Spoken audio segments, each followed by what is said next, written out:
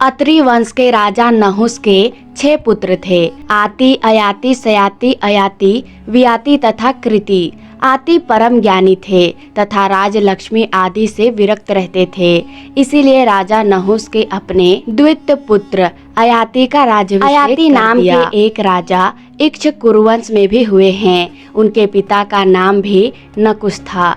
एक बार की बात है कि दैत्यराज वृषपर्वा की पुत्री शर्मिष्ठा और गुरु शुक्राचार्य की पुत्री देवयानी अपनी सखियों के साथ अपने उद्यान में घूम रही थी।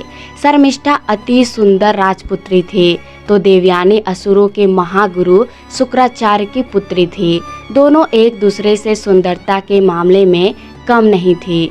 वे सब की सब उस उद्यान के लिए धान के एक जलाशय में अपने वस्त्र उतारकर स्नान करने लगी। उसी समय भगवान शंकर पार्वती के साथ उधर से निकले। भगवान शंकर को आते देख वे सभी कन्याएं लज्जावश से बाहर निकलकर दौड़कर अपने अपने वस्त्र पहनने लगी। शीघ्रता में शर्मिष्ठा ने भूलवश देवयानी के वस्त्र पहन लिए। इस पर देवयानी अति क्रोधित होकर शर्मिष्ठा से बोली, रे शर्मिष्ठा, एक असुर पुत्री होकर तूने ब्राह्मण कन्या का वस्त्र धारण करने का साहस कैसे किया? तूने मेरे वस्त्र धारण करके मेरा अपमान किया है।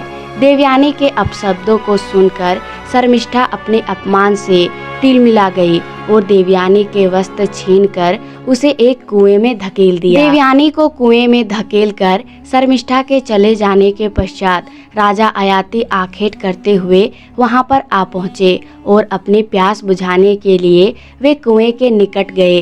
तभी उन्होंने उस कुएं में वस्त्रहीन देवयानी को देखा। जल्दी से उन्होंने देवयानी की देह को ढकने के लिए अपने वस्त्र उतार दिए और उसको कुएं से बाहर निकाला।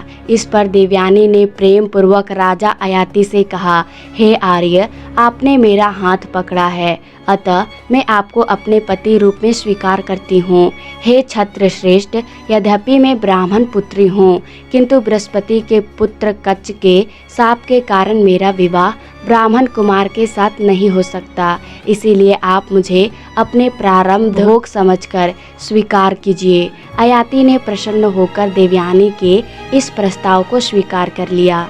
देवयानी वहां से अपने पिता शुक्राचार्य के पास आई तथा उनसे समस्त वृत्तांत कहा। शर्मिष्ठा के किए हुए कर्म पर शुक्राचार्य को अत्यंत क्रोध आया और वे दैत्यों से विमुख हो गए।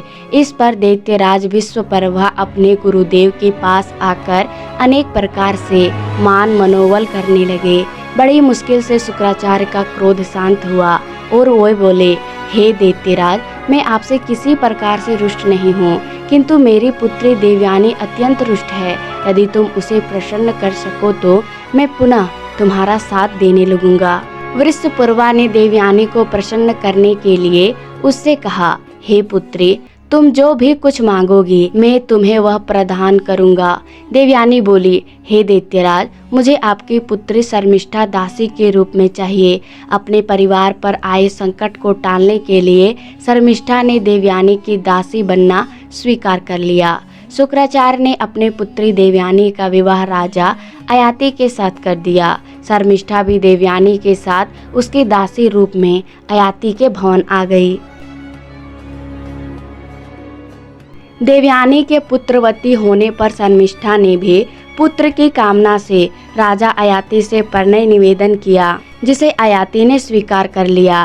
राजा अयाति के देवयानी से 2 पुत्र यदु तथा तुवर्सु और शर्मिष्ठा से 3 पुत्र द्रुहु, अनु तथा पुरु हुए। बाद में जब देवयानी को अयाति तथा शर्मिष्ठा के संबंध के विषय में पता चला तो वो क्रोधित होकर अपने पिता के पास चली गई। शुक्राचार्य ने राजा अयाति को बुलवाकर कहा, रे अयाति, तू स्त्री लंपट है, इसीलिए मैं तुम्हें श्राप देता हूँ। तुझे तत्काल वृद्धा अवस्था प्राप्त हो जाएगी।